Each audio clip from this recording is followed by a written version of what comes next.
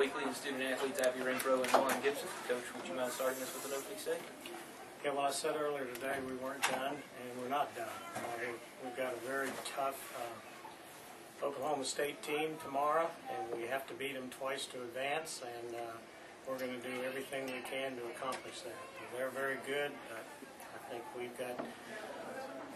can play better than we played today, I'll tell you that. And as far as this game goes, Ivy, just fantastic. Gave our offense the chance to get started, although they started in early innings. Lauren made some great adjustments between the two games. She's just a student of the game, and we talked to her about, not trying to kill the ball, just meeting the ball and not being a little bit of a contortionist when she's hitting, just stand up and drive it. And she just had a fantastic game. Questions for the student athletes? Lauren, after the first game, how motivated was the team going into this game? We were very motivated. Knowing that we already have one loss, can't really afford another one, and especially because, we as a team, we want to make it to the Super Regionals, we want to make it to the World Series, and as a team, we had to come together and decide that we need to do this. Was it 0-2 count, I think, and 2 outs on your first home run? What did you see on that pitch that you liked so well? Were you just because that one? I think they said you cracked the top of a porta potty when you hit it out in the parking lot. With 2 strikes, I'm looking for anything close just to foul it off, and it was kind of my pitch, and just happened to hit it the right way.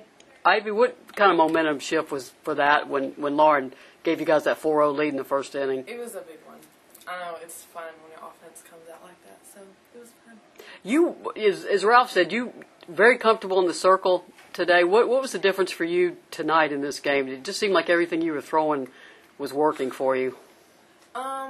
Just being aggressive, really, and going after and not being, too careful. I can't, they really play. You just have to go right at them, and that's what I did. It looked like your velocity was even maybe a tick higher than usual. I don't know. You're not sure, but did you feel like you just felt like you were in control of this game from the opening inning? Yeah, I was just trying to, that's what we've been talking about, is just attacking, their hitters and being aggressive towards the plate, so. I assume for the players, do you know that Texas lost, has been eliminated in their regional? Yeah, we heard it during the game. The implication then for you guys tomorrow, is that just even more incentive going into tomorrow's game? I realize your backs are against the wall, you got to win too, but is that on your minds now? Not really. Every game's another game, and you can't really go into it thinking about what another team did. You just got to go in with a fresh mind and just play your game. Can't really consider what everybody else is doing. Lauren, what were the adjustments you made that the coach was talking about? After the first game and before the second one, the coaches were talking to me, and I had been I've been trying too hard to hit the ball, and the first game I was just pulling out, trying to hit so hard, and this time I just went in thinking just get a hit and just put the ball in play instead of trying to hit the crap out of the ball. Coach, you said you wanted more out of 4, 5, and 6. Was 2 homers and 6 RBIs? A little bit more like it? Yep. I tell you, Lauren's just a great hitter, and we've got several great hitters on our team. And what I told them in postgame is everybody can't hit every game, but if 5 of them hit, we'll be in good shape. The other 4 can take the game off, try as hard as they can. But the one thing I was remiss in saying at the start of this, and I really mean this because I've known Sharon Perkins for many years. Georgia Tech is the ACC champions, and they were a very, very strong team.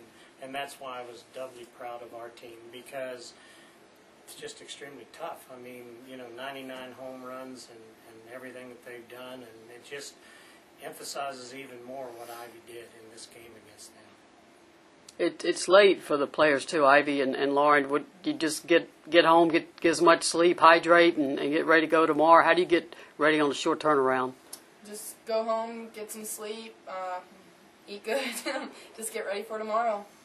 Lauren, what's the mentality when you're looking at a day where you get to beat somebody twice? Do you just try to keep it really small, or? Yeah, you just focus on the first game, and then if you get through the first game, then you look at the second one, but you don't want to look too far ahead. Ralph, like we said earlier, you've got 2 great pitchers to choose from. Do you go back with Ivy to start tomorrow, or do you know yet? That we haven't decided yet, and Karen always gets on me about saying who we're going to start. I'm telling you something, though. Ellen Renfro is a heck of a pitcher, and she didn't have one of her better outings today.